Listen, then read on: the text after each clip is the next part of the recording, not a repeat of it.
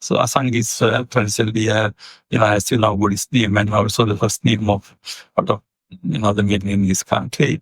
And Tilakaratne is kind of my family name. And Asanga, right now we're in Sri Lanka at your foundation. Can you tell us a little bit about your nonprofit foundation here? Okay. In fact, we are having this discussion in this foundation. It's called Dham Rivi Foundation. The word Dham means the Dhamma. Rivi means Pali Kravi. That means sun. So sun of Dhamma or sun rays of Dhamma, indicating that Dhamma illuminates the world. So that was the idea. In fact, the idea behind starting this organization was because in Sri Lanka, as you can imagine, there are many Buddhist organizations, Buddhist social organizations. So when we decided to start another social organization, we were not intending to do the same. So the idea was that we need to try to find ways and means to put the Dhamma into practice, and particularly Dhamma into people's day-to-day life. I mean, many other organizations are Buddhist organizations. Of course, they do the same thing, but they are more oriented towards helping people by the distributing stuff and economically and in their distress. So we are looking from somewhat different point of view, looking from the psychological point of view. So this is why this center was started. Now it is a little more than 20 years we are operating. Can you say a little bit about the psychology of Buddhism, Asanga, as you understand? Yeah, in fact, interestingly, when we talk about psychology of Buddhism, actually we are not talking about something different from Buddhism, because psychology, or in the sense of understanding human mind and also ultimately purifying human mind and liberating it. From that point of view, Buddhism is highly psychological, if I may use that term. Now, today, of course, we are using the term psychology, the study of the human mind. But when the Buddha started teaching, actually his focus was on human mind. Now, in the Buddhist tradition, we have two very important concepts. They are called, one is Visuddhi. Pali in Visuddhi means purification. And the other term is Vimukti. Vimukti in Pali means freedom or liberation. And if you look at these two terms, Visuddhi, purification, Vimukti, liberation, both ultimately have reference to human mind. So you purify your mind of what we call defilements in Buddhism. So therefore, we are talking about the defilement or defiled state of human mind, and the more the human mind or develop human mind from defiled state to purified state. So that is what is called Visuddhi. Ultimate sense in Buddhism, Visuddhi means attaining nirvana. And similarly, Vimukti is liberation or freedom. The moment you talk about freedom, you're talking about freedom from what? Yeah, that's the important thing. Freedom from what's called bonds or attachments and what we call grasping. So therefore, liberation from. So purification of and the liberation from. So therefore, if we are talking about Buddhist psychology, I could say the entire Buddhist part is something to do with human mind. So therefore, although academically in Academic Institute we teach, among other subjects, we teach Buddhist psychology. But actually for me, psychology is the study of mind. Understanding of mind is integral to Buddhism. For the development of human mind, through the development of human mind, you ultimately attain purification and liberation. However, technically speaking, today when we talk about Buddhist psychology, there is a tendency to talk about what is called abhidhamma or abhidharma, that is analysis of chitta cetasika. Chitta means human mind, cetasika means constituents or characteristics or aspects of human mind. So, in a somewhat technical sense, today among the academic circles, they use the term Buddhist psychology to refer to abhidhamma. However, according to my own understanding, the entire Buddhist tradition is basically psychology. Of course, it doesn't mean that there are not other aspects. There are. But correct focus when we talk about Buddhism is actually the Buddhist analysis of human mind. Asanga, you mentioned the word defilement several times. In the West, many people speak about defilements and they think, what is exactly defilements as you would define it? And how does one overcome their own defilements? And what's the point of overcoming? Right. Yeah, in fact, Sujandra, it's a huge question, a long question. Let me try to give you a very short answer because I'm sure you know about this monumental text by Buddha Ghosha in the 5th century. He wrote Visuddhimagga, Path of Purification. Now, printed pages, it contains in more than 1,000 pages. So this entire text talks about the purification. So therefore, it's a huge thing. But basically, when we talk about defilements, everything that defiles human mind, that takes human mind into unwholesome, areas of behavior. So in that sense, anything that defiles human mind is defilement. However, in Buddhism, we particularly talk about three main features of defilement called attachment and the aversion and also the delusion. Now, attachment means, which is called in Pali, lobha. Lobha means to be attracted or to have craving for something. And bo even be called raga. Raga means becoming red, like with your desires.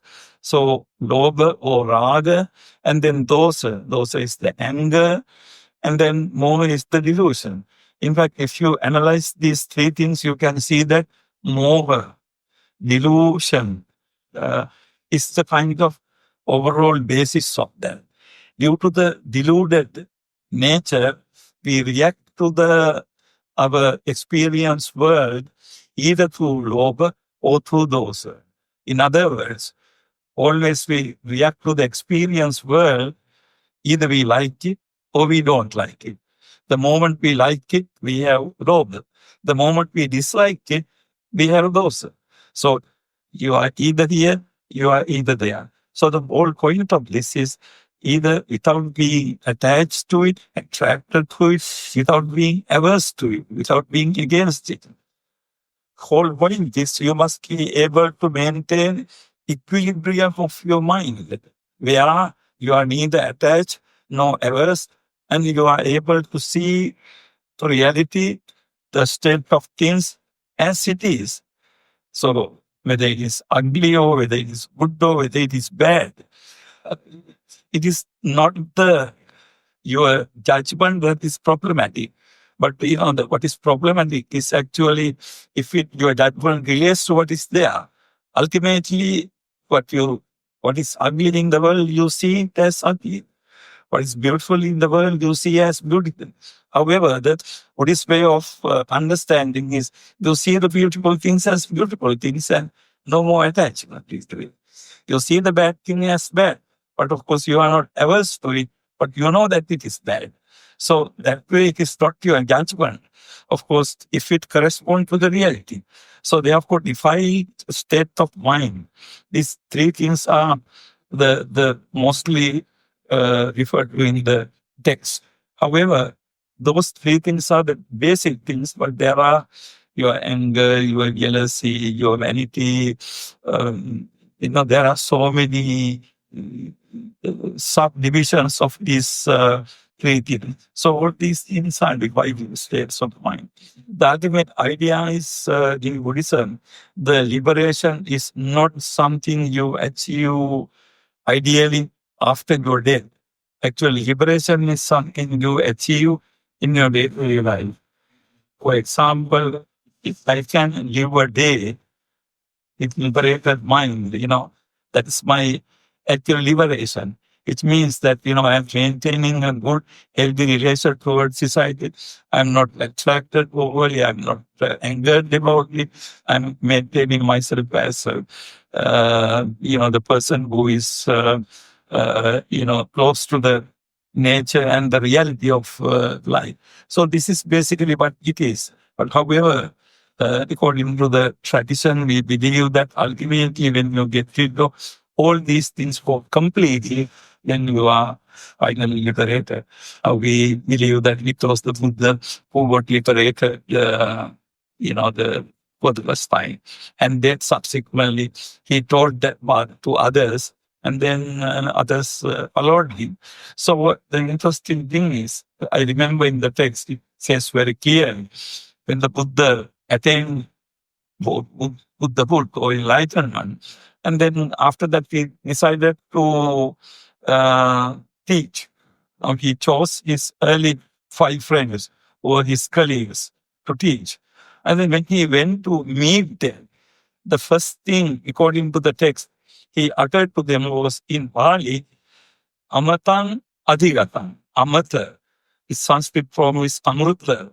That means Amata means deathlessness. So then his first expression was, I realize deathlessness.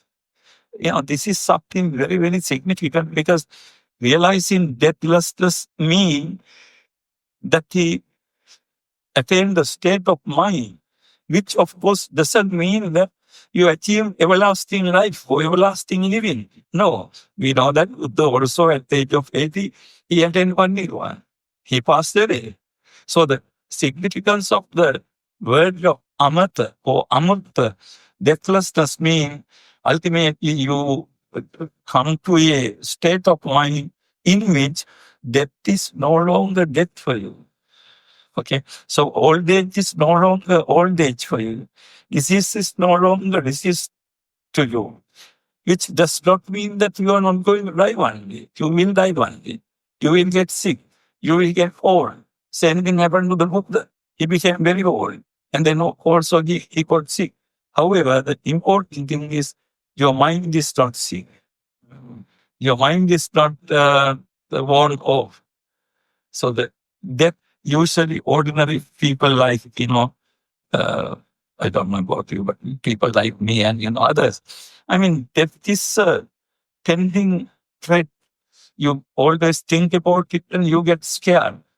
But the difference is for the liberated mind, they know that someday death will come, but nothing more. They are not scared of that. So ultimately, when the Buddha said that amatan adhigatan, I realize deathlessness means actually his mind reaches a state where death is no longer death anymore. You are not scared of it. It's not related like for ordinary people. Death is loss of everything. Loss of everything. However, for a person who doesn't own anything, there is nothing to lose.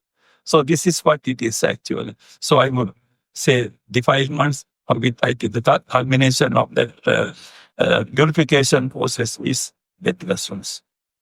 Yes, and it sounds like what's happening is the world is like, hey, come over here, it's very pleasurable, or this is very painful, and we're constantly being in this push-pull situation, right? And we have to find out where's the spot in the middle, where's that equanimity, and that in order to overcome these defilements, these states of extremes, right? What I'm hearing you say is like the state of extreme in a lion, then we have to understand where's that middle path, right? And listening to my gut, I remember I love that one. It's so big, so much to study. So as a layperson, we have many people who want to practice Buddhism or want to practice the path of purification, but they always say, I'm on a monk or I'm on a nun. So how can I practice? Or they don't have a teacher, so they can't practice. So how can an ordinary person, and sometimes the ordinary included, right? Even monks and nuns, we always need help. But how can anyone practice this stuff? Yeah, that's actually a very important question because usually in Sri Lankan context, in our country, we are born Buddhist. That means that we don't come to Buddhism by some kind of understanding simply because we are Buddhist because our parents were Buddhist. And then parents were Buddhist because their parents were Buddhist and so on. However, the important thing is I consider it to be very important. Every born Buddhist has come back to his own religion with some understanding. Otherwise, what happens is, Buddhism is only of course, still, I would not say that it is not helpful. It is helpful, but those things come from as a part of the tradition, part of the practice, and people do the practice dana, give donations to the monastics, and things like that. However, going deeper into that, I think your question is, how can you make use of this teaching about human mind in our daily life? I think, as I said at the very beginning, one reason why we started this Dhammavi Foundation was to see whether we can use the Buddhist teaching in our daily things.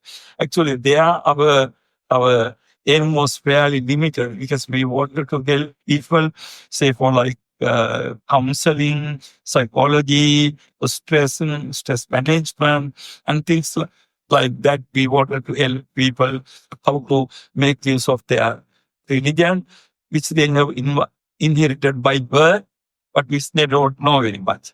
They just know about rites and ritual. So again, the whole idea is that one thing very important in this whole thing is that you get to know the basic Buddhist teachings and what they are meant for. Traditionally, we know Buddhism is a great thing, the great person, and then we try to follow certain things in your day-to-day life. And people seem to be thinking that meditation is something exotic. People have to do it with a lot of preparation and, things like that. Actually, the way I understand this, meditation is not something exotic. However, there are two levels of practice of meditation, particularly in society. Now, there can be some people who take actually guidance from a particular teacher and sit under instruction for X number of hours daily for some limited period, or some called, the longer period. Now, that I could consider to be one form of practice. They are, you are guided by your teacher and, you are doing it for. That's fine. However, what about the people like, the people who go to the other ordinary housewife who does housework, and the school children who go to school, and, you know all kinds of things, and, the work, and, the play, and, all these things. I think that is the most important part. From my own life, what I see is actually, although you may not be able to sit for hours, when you know, when you understand the Dharma, and when you also understand the state of your mind. Now, for those things, of course, you have to spend some time. You have to know the Dhamma, you have to learn the Dhamma, you have to know the meditation and what it is and all that. And also, you have some idea about your mind, then, without rather sitting long hours, so without sitting formally at all, there are so many things, ways you can make use of meditation. For example, like when you are, suppose you are taking an evening jog or evening walk, usually half an hour. What are you thinking when you are doing that? Actually, you can be doing Anapanasati, mindfulness meditation. You can be doing metta meditation, forgiveness meditation. Just that time you are making use of some very useful thing. While, of course, you are doing your daily walking for your physical exercise. So things like that. Or for a housewife to be aware of these things when she is working in the kitchen, doing it mindfully. And then you keep something, you keep it mindfully. And for example, very often, I also sometimes happens, I I look for my car keys. Because I keep it, but I don't think about it. But if I kept it mindfully, I don't have to look around. So, these are very simple minor ways. You go to toilet and sit there. What I do? I mean, that kind of very brief intervals in your life, I think you can make use of for this purpose. And then, more importantly, if you know about your mind, now particularly, we all have different types of experience. When, for my professional purposes, I go in different countries, and very often I end up living by myself. Sometimes, after some time, you kind of develop some kind of stress because you are not at home and you are away from. And it is very important for me how the moment I start getting that feeling, if I recognize that feeling, okay, Asanta, this is what it comes to. The moment I recognize it, that's very helpful. Then I can either convert into mindfulness meditation or something similar. And the moment I feel that I'm getting firing up inside, and another few moments I will be blasting. But if I notice that it is now coming through your tummy sometime, you feel it, and then you can control it, you can get rid of it, you can stop reacting to it. So therefore, this second type of practice is something is for very ordinary, all the people. But still then, of course, they have to know these things. I mean, those are not very lifelong things you can learn about your own mind. You can look at your own mind. So, that way Buddhism can be of help to very ordinary people to live a very ordinary life, in you.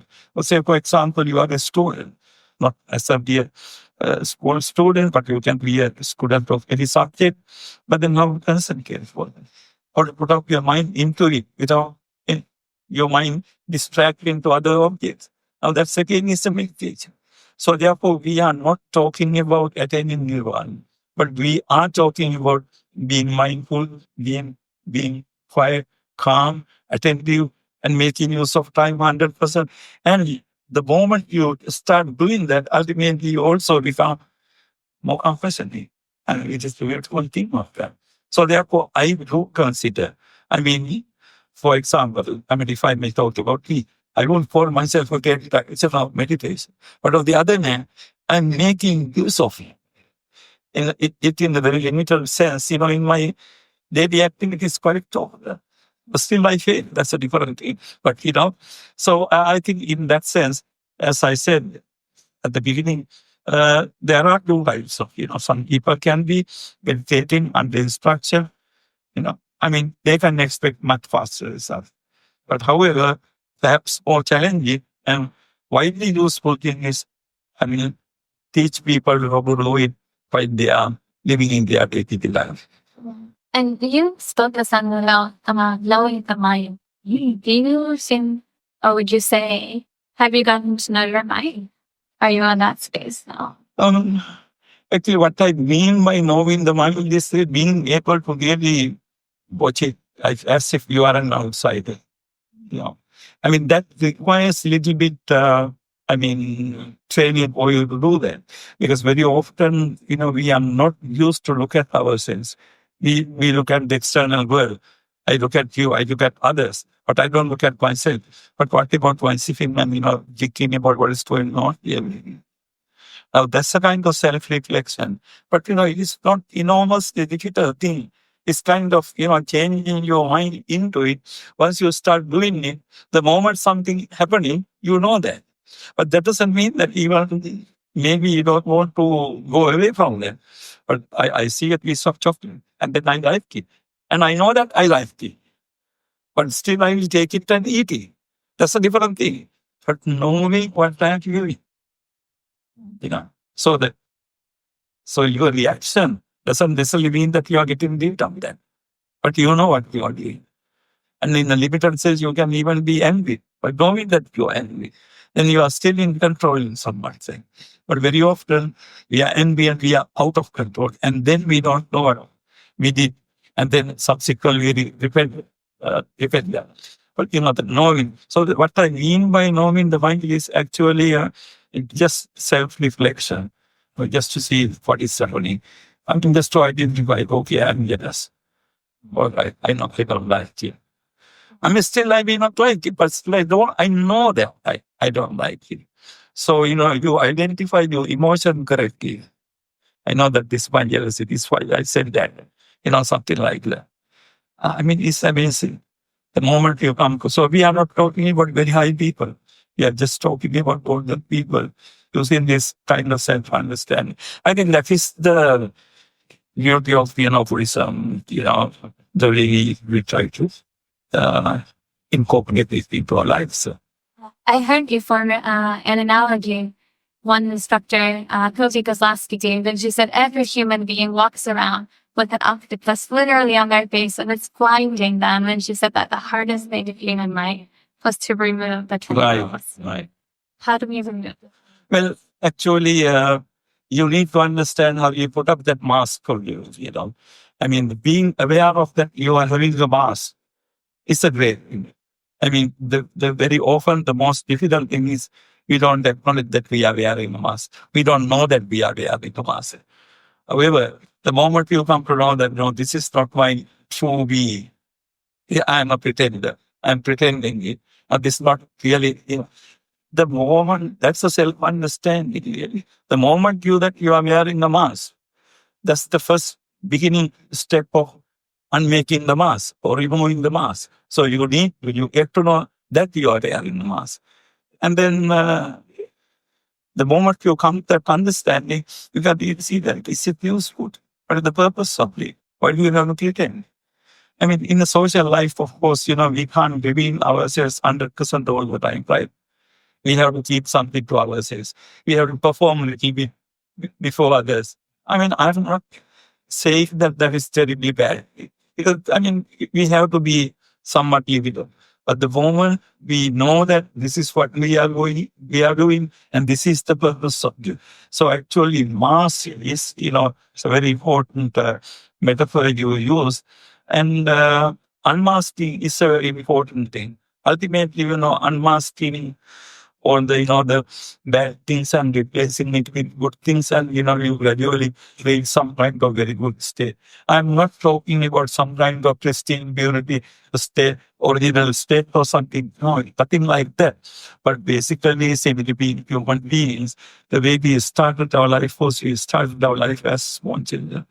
And then when we observe other children, we know that they are smiling, they are laughing, they are so honest, and they are happy.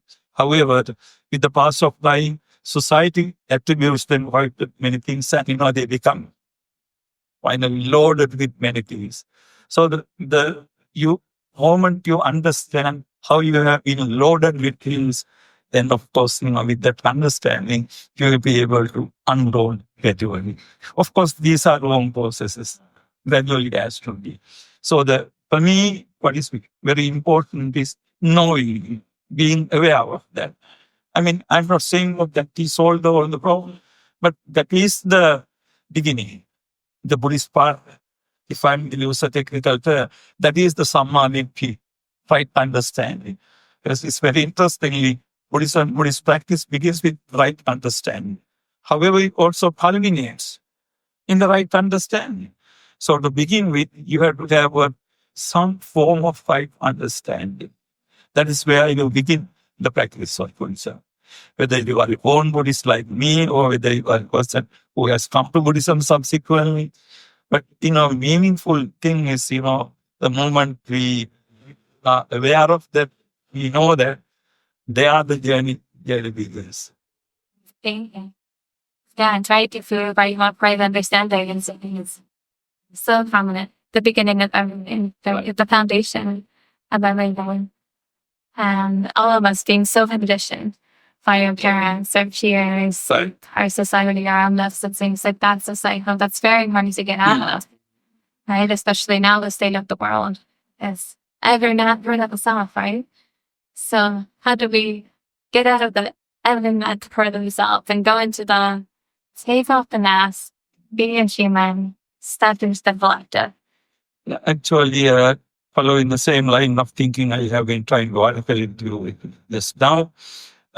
Ultimately, the human life, and when you put that in perspective, we are not living forever. Human lives are limited, that it's an easy 90 years maximum, the useful life. How to manage this life, being useful to yourself and being useful to others, being useful to both you and others. And that has been the Buddhist, the basic purpose of human life. So the being compassionate, being kind, and being understanding, these are the basic human things. I think you can be a teacher, you can be a pupil, you can be mother, you can be father, you can be friend, brother, sister, whatever. These fundamental things would make you, if you are other, and it would make you a better mother, you will say, better father, better brother or sister. Right? Ultimately, brother, being motherhood, brotherhood, all these are socially attributed things to you. But as a human being, how do you relate with the other human being? It can be your children, your relatives, and other people. I think this is where the most important aspect of Buddhism. You really relate to others as a person who is really meaning welfare to those people. Now, for example, sometimes you see families, brothers and sisters. Now, brotherhood and sisterhood is something given to you by birth. Because that itself would not make you a great friend of your sister, great friend of your brother. I mean, you are a brother, you are a sister, but you are not a friend. As a result, you will be very friendly with some other person. But however, with your own brother, so my understanding of Buddhism is Buddhism will make you, okay, you are great friend with your brother, you are great friend with your father, mother, sister, and others, of course. Now, friendliness because, sometimes with my family, I don't talk. My brother and sister, I don't communicate. I feel communicate with my friend. Why? Because there's a different sentiment. My point is, we must be able to develop that sentiment even to those people who are like my mother, father, brother, and sister. And then, of course, to the others. So, it's not as easy as I'm saying, but I know that always good relationships ultimately depends on not on the formalities. Beyond formalities, you have to have a real, kind, compassionate heart towards the other person. And when you develop that human life, it will be very beautiful. Of course, that does not mean that it will be completely free from all types of suffering. Because part of suffering, part of body, having a body, get disease, get old age, is a common even to the Buddha, even to an Arahant. Only thing is, the moment you are able not to be devastated by those things, you're fine, right? So, the important thing is that things come to us, but then not getting devastated by that, and you can just to, live your life singly, happily, and compassionately. I think that's what it teaches. So, one thing to sum up, what I said, ultimately, Buddhist life can be understood in many different ways. Like, you can view yourself as an ardent practitioner, spending complete your life for, that end money. I think that is very good thing. Of course, not everybody can do that. What about the ordinary people who are spending their life, who are swimmers, who are players, who are workers? For them, if this form of life makes sense, can be applicable. I think that is the most important thing. Again, to repeat, I think for that, what is important is the beginning is self-understand, understand who you are. Never whether you can be angry, whatever, just understand your situation. Then, naturally, you will feel that, certain things, there are certain things you need to alter, you need to change it. I think the journey begins there. Thank you, Asanga. And Asanga, I'm a really well-established scholar. Many publications teach many places across the whole world. And oftentimes in academia, we're told put these strict walls, right? Boundaries, everything is like just black or white. So that doesn't leave much room for everything you just talked about. So can you just briefly give some advice to other academics? How can they get out of that rigidity, that narrowness, and be kind, compassionate, that humanity? Right. Thank you very much. Actually, as the being academics, we consider it to be an academic virtue to be confined to limited to your own subject and not to talk about things you don't know and you are not qualified to do that. I mean, those types of academic conventions are there.